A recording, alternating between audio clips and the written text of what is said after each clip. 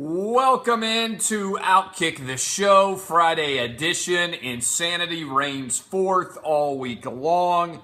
It feels like the longest week ever. I'll tell you this, my week ends in 30 minutes when I'm done with this show, and I'm going straight to alcohol. I'm dialing out, baby. Getting ready for the weekend early here. I hope you guys are having a fantastic weekend. Thanks for all your support of Outkick this week. Thanks for listening to us all over the country. My name is Clay Travis. This is Outkick the Show, presented by Oddshark. Go to Oddshark for all your gambling and informational related needs.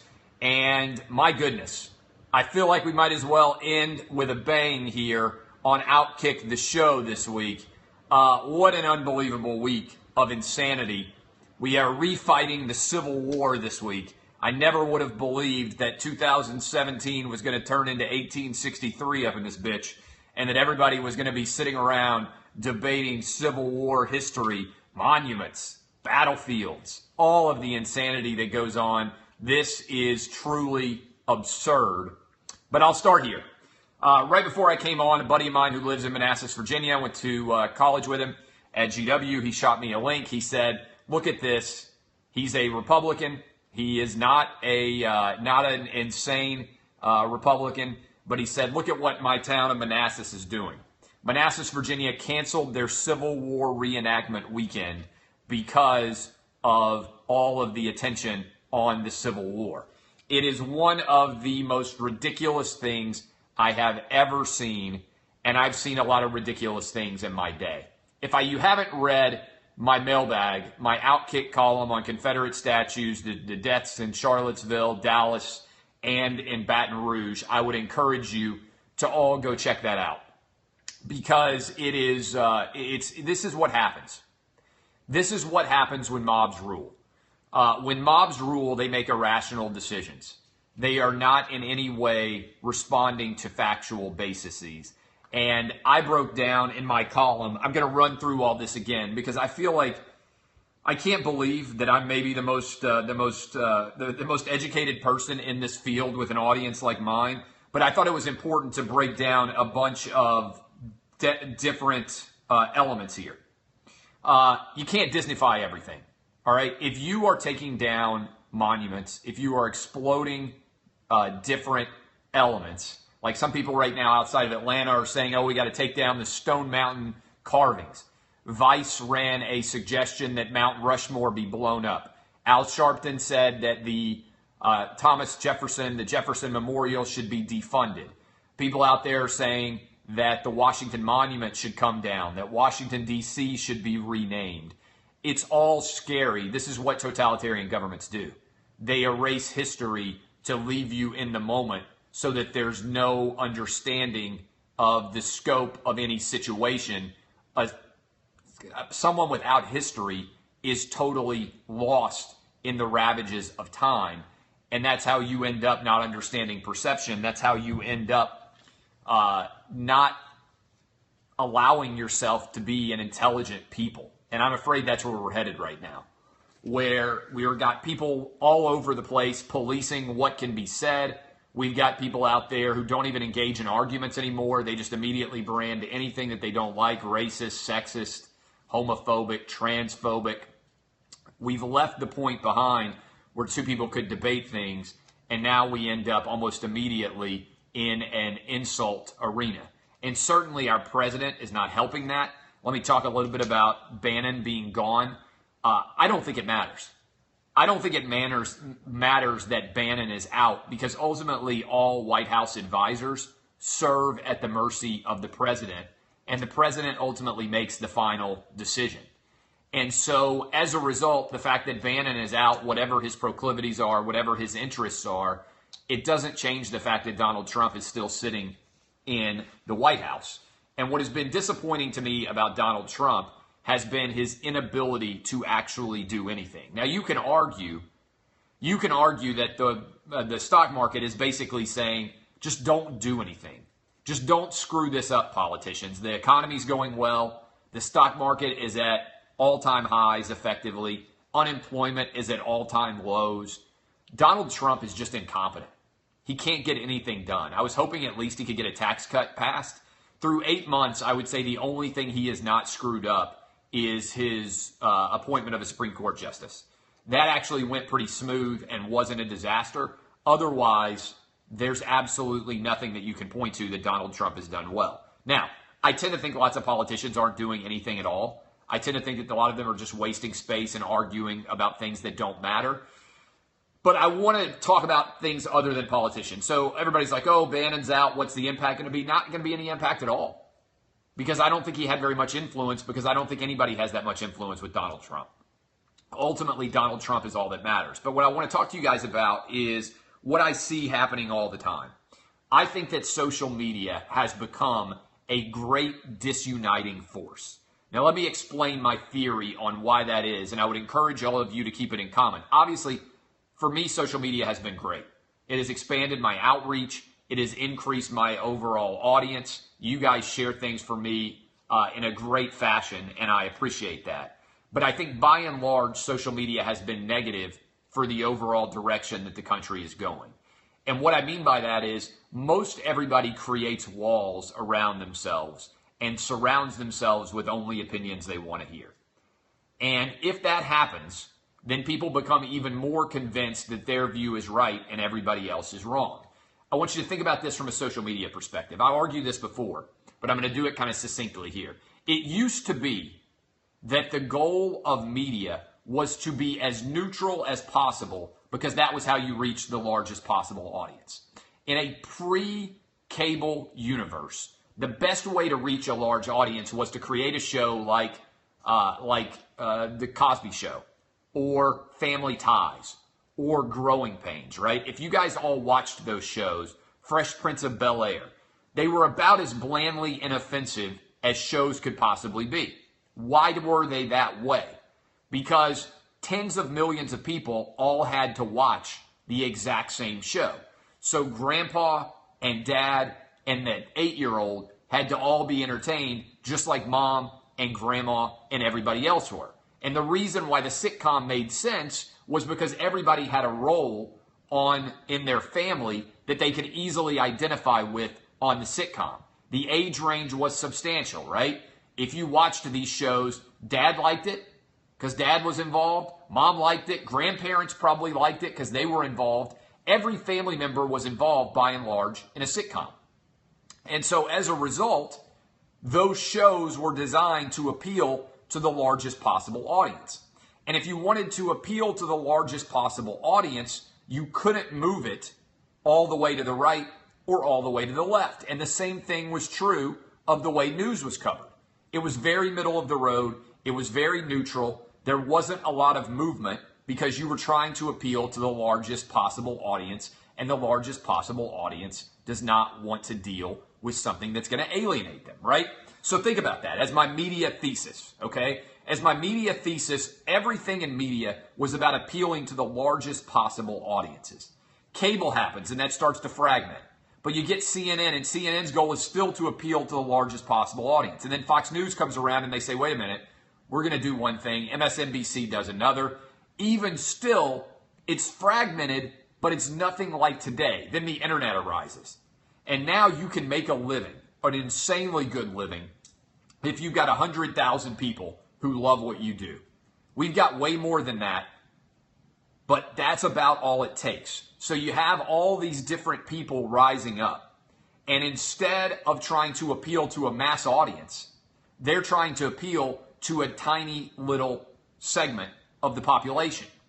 And as a result, those segmented populations as a group can become massive, but what they don't have to be is in any way related to the truth or in any way have appeal to large masses. You have a lot of different tribes all coming together. The problem is those tribes don't cross-pollinate very much. And as a result, you end up with a lot of people who are the scariest thing that exists in the world today. That is true believers. You've got a ton of people out there who are obsessed with the idea that police are trying to kill them. Black Lives Matter, right? You've got a ton of people out there on the right wing that are convinced that their history is under assault. And then some of those people are even convinced that they need to rise up as white supremacists, all right?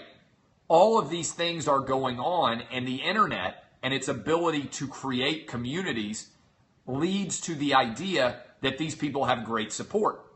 And then the media goes out and finds the tiniest little wedges of the population and covers it as if it's a major story. And this is where the media comes in and I think has done a really bad job.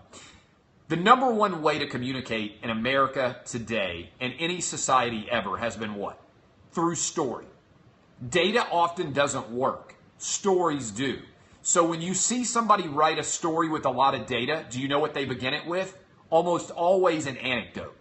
If you're going to do a story about Obamacare, you go find somebody who's about to lose health care coverage, and that story, almost identified, will begin with the story of individual person here from individual state who needs a cancer drug that she can't get. And then it will spiral into what the overall impact of Obamacare would be.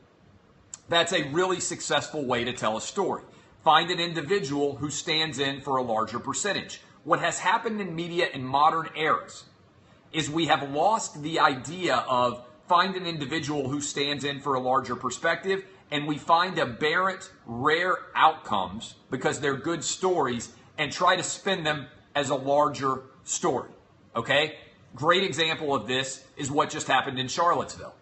Everybody's saying, oh my God, look at all these white supremacists. Look at all these neo-Nazis. That's unbelievable. Really? There's 323 million people in America. 300 of them maybe showed up in Charlottesville. As sizes of audience goes, that's tiny, right? If I got covered like they covered the media and the media covered Charlottesville, I could go to basically any city in America and draw 300 people to come hear me talk. Would people be like, my God, look at the massive crowd showing up for Clay Travis. He's the greatest entertainer in the history of the universe. Or would they be like, yeah, Clay Travis has got a decent audience. It's not like he's out here talking to millions of people at once. And as a result, those tiny audiences are being broadcast to millions of people. And the scary thing here is not that newscasters come on and say, man, look at this aberrant result. Look at this person who just got killed by an alligator. That almost never happens. Look at this person who got eaten by a shark. That almost never happens. They're selling it as if it's reflective of something that goes on everywhere all the time. And the same thing happened with Black Lives Matter when it comes to police shootings. How quickly did that story about the white woman who got shot in Minnesota disappear? Nobody knows why that random white woman got shot. She got shot by a black cop. That story just vanished. It was here, and then it's gone. What happened in that case? Does anybody even know? I mean, in all honesty, this white woman called the police because she thought there was a robbery or some sort of improper thing going on in her alley. Next thing you know, she's shot by police, the Australian woman. And what happened? There's been no resolution there. Have they charged the cop? Do we know at all? The last I saw, he was refusing to talk to authorities. Nobody covered it at all. Nobody followed it up. Nothing was going on. And as a result, all of these individual stories, which might lead to great drama, are not contextualized. And we don't have any larger sense for whether they're part of a larger story or whether they're just aberrant results. If every day the media covered somebody getting struck by lightning and started saying, man, why is lightning killing so many people now? If every day they covered people getting hit by trains, you'd be terrified to go anywhere near the train tracks. If every day, God forbid, they covered the 40,000 people a year who die in traffic accidents, you would never want to get in your car and drive. Every year we have a Vietnam War on our roadways. As many people die in traffic accidents every year in America as died in the entire Vietnam War. And as a result, we lose any kind of comprehension or understanding of larger historical trends. Now, that also ties in with the fact that everything on social media is either the best or the worst, good or evil. And so as a result, everybody out there is trying to argue, oh, the Confederacy is awful. There are these treasonous people. Why are there these monuments to them? This is unacceptable. I went through the details in my column. I would encourage all of you to go read it. I'd encourage you guys to go read more. And the things that I said in my column, I'm going to reiterate right here. This country has a woeful lack of historical knowledge that is being exacerbated by the Disneyfication of social media. You can't Disneyfy history. People weren't good or evil by and large, right? They're not all good. They're not all evil. And I say this all the time, and nobody else will talk about it. The state that you fought for in the Civil War, 99% of the time was the state that you were born in. People weren't making global decisions about their belief when it came to slavery. They were fighting for the guy who lived next door to them. If you happen to be born in Mississippi or you happen to be born in Michigan, you fought for the state that you were from. It wasn't some grand decision where people are making decisions about slavery. They're fighting for their states. A tiny percentage, 3 to 4% of Southern soldiers actually owned slaves. And I said this, and I don't know why people don't pay attention to it as well. Slavery would have likely ended soon after the Civil War anyway because it was not an economic reality. Every major power in the world ended slavery by 1890. The sad thing about the Civil War is that we had to have over 600,000 people die when, if they could have just forestalled the Civil War for another 15 or 20 years, slavery likely would have ended in some form of graduated emancipation because it didn't make sense anymore. And then all those people who died in the Civil War would have never had to die. It's possible, again, if you look and study the history, by the end of the Civil War, the Confederate Congress had freed all slaves if they were willing to fight for their own independence in the South. So every Southern slave was offered independence in 1865 if they'd fight for the South. Now, if they had actually fought for their independence, do you think you could continue living like that with that many slaves free? No, the system was going to break. It was the peculiar institution that was going to break of its own accord. It's not as if, despite what the HBO series is trying to say, it's not as if slavery was going to endure to the present day. Other facts that are fascinating. Nobody ever talks about it. You know there were thousands of free black men in the South who owned tens of thousands of slaves? Small percentage of the overall slave population, but there were many free black men who owned slaves. Great book written about that is Edward P. Jones, The Known World. Fantastic book. And other things. Everyone was racist by modern day standards in 1860s. This idea that the North was full of all these great, munificent, great individuals who were totally of the belief that people were equal is a joke. Everyone in the 1860s was racist. So this idea that the North were filled with great people and the South wasn't is not true. Moreover, Lincoln said over and over again upon his inauguration, if the South will come back into the country, will not end slavery, right? All he wanted to do was preserve the Union. After a Battle of Antietam, January 1st, 1863, he puts into place the Emancipation Proclamation, which is a brilliant political move. I named my second son after Abraham Lincoln. I'm a huge fan. But that's the truth, all right? He did it to keep Great Britain and France from joining the South in the Civil War because they had already ended slavery. And that made it a moral issue. He also significantly only did it in the states that were in rebellion. In the border states of Maryland, Missouri, and Kentucky, slavery remained in effect. So the slavery actually went on longer, by far, under the American flag than it ever did under the Confederate flag. What the benefit of the United States flag got is that's what the evolution of America got to, right? Initially in America, only men who had land could vote. Eventually, everybody was able to vote. Well, we've evolved into that in America. We didn't get that in the Confederate States. Supreme Court would have likely ruled that secession was legal. And so this, I want to tell you again, is a major deal. When you think about the way the Civil War was fought, the southern states had the right to secede. The southern states had the right to secede. They thought they were doing a second American Revolution. If the Supreme Court had ruled on it, as Senator at the time, Jefferson Davis, hoped, he believed they would get the right from the Supreme Court to secede, which would mean that Lincoln was invading with an army. You think about it from the perspective of your average 18 or 19 or 20-year-old, they weren't fighting for slavery. They were fighting because their home state was being invaded. If you lived in Virginia or Tennessee, your home state was being invaded, and you went to fight. Moreover, you were conscripted to fight because you lived in that state. You didn't even have a choice. I believe this is where the phrase, rich man's war, poor man fight, started. Rich men make war, poor men fight them. There's never been a better war to examine that than the Civil War. Southern and Northern generals were moderate politically, and this is important. Judging historical figures using modern standards of morality is a fool's errand. Yesterday, and also on Twitter, I went to Martin Luther King, and I said, hey, You know, if you look at Martin Luther King, he's on tape saying, "I'm fucking for God." He's also on tape saying, when he's having sex with a white woman, "I'm not a Negro tonight." All right? On tape, audio tape. Having sex with hookers, saying those things. He also said that being gay was a decision, a choice, and that gay people should go see psychiatrists. Martin Luther King happens to be an idol of mine, right? I went to Martin Luther King High School, but he was a product of his times, just like everybody else out there was a product of their times. And as a result, people make mistakes. I love all these social justice warriors out there right now who have this opinion like we've reached some zenith of transcendent intellectual thought. I would just about guarantee everything that I own that 150 or 200 years from now, things that we do are going to be considered awful, right? I don't know what those things are. I'll give you some guesses. Maybe eat meat. I've said this before on the show. Maybe everybody who eats meat is going to be considered a savage 200 years from now.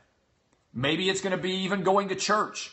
Maybe everybody's going to say, "My God, can you believe all those people who used to believe in Jesus and go to church? What a bunch of losers. Look at all these churches they built." Maybe it's going to be that gender doesn't exist anymore.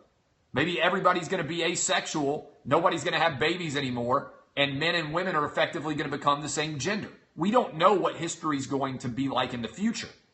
It could be grandkids sitting around saying, "Hey, can you believe that great-grandpa and great-grandma used to have different genitals? Man, are they ever weird. Can you believe that they used to eat animals? Can you believe that they used to go to church?" You don't know what the future is going to hold. Just assume that something we do today that everybody does is going to be considered absolutely insane for the future. Who knows what the answer is? But trying to figure out the future now is fraught with peril. And finally, the removal of Confederate statues isn't about trying to end racism or make things better. It's about trying to anger the people who believe that those statues should still be there. And in that, it's doing a good job. Social media, not an accurate reflection. They did a poll. 62% of people do not believe that the statues should come down, including a majority of black people, which is pretty incredible. 44% to 40% black people don't even think that Confederate monuments should come down. So there's a tiny sliver of the population that's getting a ton of the attention, and it's leading to absurd results like Manassas being canceled. All of this is insane. All right? A couple of other things I'm going to hit, then I'm going to go hit the bottle. James Franklin gets $6 million at Penn State. You want some sports talk? James Franklin gets $6 million at Penn State. Now the fourth highest paid coach, I believe, in college football. I had him at number 6 on my list of the top college football coaches. Here is all of my top college football coaches. Nick Saban 1, Urban Meyer 2, Dabo Swinney 3, Jimbo Fisher 4, Chris Peterson 5, James Franklin 6, Bobby Petrino 7, Jim Harbaugh 8, David Shaw 9, Bill Snyder 10, Mike Gundy 11, Mark Richt 12, David Cutcliffe is number 13 on my list of the 13 greatest college football coaches. I want to tell you right now, do you have a timeshare you're looking at getting out of? Are you just not using it or cannot afford it? Let my friends at Magical Realty help you sell it. Magical Realty does not charge any upfront fees to sell your timeshare, only getting paid once it closes. Visit magicalrealty.com or email them at info@magicalrealty.com. They might be able to help you rent out your timeshare if selling is not the best option. Contact them today. I haven't got an answer, and we will be off and running. Again, that's magicalrealty.com. All right, questions that you guys have, I'll do rapid fire for the final 5 minutes of the show today. I'll answer anything that you got, and we will be off and running into the weekend. I'll be back on Sunday. I've already watched Game of Thrones, but on Sunday, I will be back to watch Game of Thrones and react to it. If you have not seen it yet, Game of Thrones is flat out unbelievable. Maybe the best episode that we have ever seen of Game of Thrones. The 66th episode, if you haven't seen it, it's phenomenal. Absolutely phenomenal. We'll do a live reaction show because I know a lot of you have not seen it yet. We'll be back here on this show Sunday for all of you who watch Outkick the show. First starting 11, Outkick Top 10. We don't come out with those until the season actually begins. I'll be in Atlanta for Bama FSU. I will also be in Atlanta for Tennessee Georgia Tech.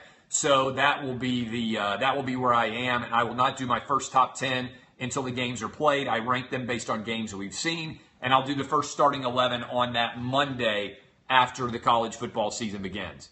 I think the Missouri Senators are a disgrace. You can't talk about political figures getting assassinated. Certainly not if you're an elected political figure yourself. That's awful. We will have MS ESPN shirts available next week. I will launch Outkick VIP next week. It's getting close to being done. We wanted to test it. I think the beta testing has gone fine. It'll be $100 a year. You'll get a free t-shirt. You'll get present tickets to events in the cities near you. It's going to be a great deal. It's going to be a cool experience, and we will launch it next week. Outkick VIP launches next week. So save up your money. You'll be good to go. My favorite book on the Civil War, I told you guys to read them. It's The Civil War Narrative by Shelby Foote. 3-volume trilogy. Favorite single book? I've read so many books on the Civil War. If you want to get on Snapchat, maybe I'll show you all the books that I have in my library right now that I've read on the Civil War. Maybe the biography of Stonewall Jackson, the most recent biography of Stonewall Jackson. Pretty fantastic. But again, those are really specific. In terms of a one-book read, I'd probably say Battle Cry of Freedom by James McPherson. I'm happy to go on Joe Rogan's podcast. You've got to be invited to do that. Yes, they will probably try to ban Outkick gear on College game day, but that's for all of you out there who are on college campuses to figure out how to get in. Live podcast shows in person, probably a good chance that we'll do some of those in the future, yes. I'll be doing speaking engagements all over the place during the fall, and I'll be going to all the big cities where we have big audiences. So I want to encourage all of you to go there. I also want to tell you, I can't wait to get rolling with the Home Loan Expert. They're the presenting sponsor of an anonymous mailbag. Go to thehomeloanexpert.com if you've got to get a home, if you've got to get pre-qualified, if you've got to get refied. They are the best at taking care of your mortgage needs. A lot of you out there in your 20s and your 30s about to buy your first home. It's overwhelming. It's intimidating. Trust the company that loves the anonymous mailbag. Go to thehomeloanexpert.com. We're going to be doing a lot of different things with them that are going to be fantastic. I am not going to protest over Cap not being in the NFL. New t-shirts. Lots of new t-shirts launching next week. There's no doubt. Yeah, if you want me to go on Joe Rogan's podcast, I don't know if he checks his mentions, but if you want to ask him to bring me on, again, I'd be happy to do it. The Eclipse on Monday, we'll do the show. What time is the Eclipse happening in Nashville? Does anybody know? Do I need to adjust the time for this show? Is it happening almost the exact time as this show? The Jaguars are done. We talked a lot about Blake Bortles. I think his career's over. That entire 2014 draft class, around noon Central Time. Okay, 1:30, a lot of different times. So I'm on Central Time. What time is it going to come through here? So I'll watch the Eclipse, and then I'll come do the show. So, yeah, stare at the sun. Don't be a pussy. Don't lose your eyes. But yeah, I think Blake Bortles is done. I'm not sold on Tyrod Taylor at Buffalo. I think I think that Cap's a bigger distraction than Tebow. Nothing on Chris Long. I mean, what do you want me to say? He put his arm on a guy's shoulder. I mean, I don't know. I mean, the fact that that's news to me is insane. He put his arm on a guy's shoulder during the national anthem. What are we going to, give him the Nobel Peace Prize? I mean, this is an example of trying way too hard. Kevin Durant, I think, is trying way too hard, not going to see the president. I don't care whether you agree or disagree with the president. I didn't vote for George W. Bush. I would have gone to the White House to see him in a heartbeat. I didn't vote for Donald Trump. I would go to the White House and see him in a heartbeat. I would go play golf with Donald Trump. I would go talk to him about anything under the sun that he wanted me to talk to him about.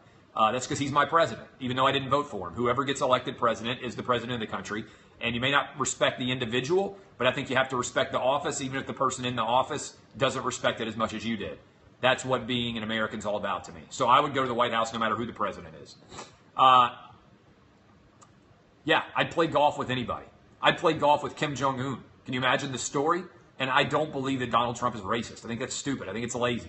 I think you should not be able to call somebody a racist. It should be like calling somebody a pedophile. If you feel confident that somebody is a pedophile, break it out. Break out that insult. If you've been accused and convicted of child molestation, otherwise, to me, the reason why the word racist has no impact anymore is because it's so overplayed. It's like the boy who cried wolf. If I say something you dislike and you're a left-winger, your immediate response is, oh, you're a racist, you're a misogynist, you're a sexist, you're a homophobe, you're transphobic. That's not winning an argument. That's just name-calling. It makes you look like a bitch.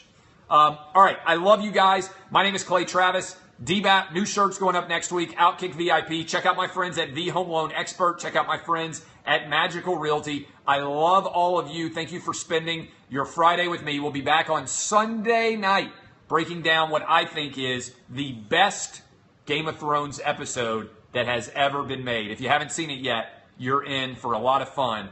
And it's flat out incredible. Have great weekends. Go drink. Stay out of trouble. We'll be back on Sunday night. I'm Clay Travis. This has been Outkick the Show. Share with your friends. I love all of you. D-Bap.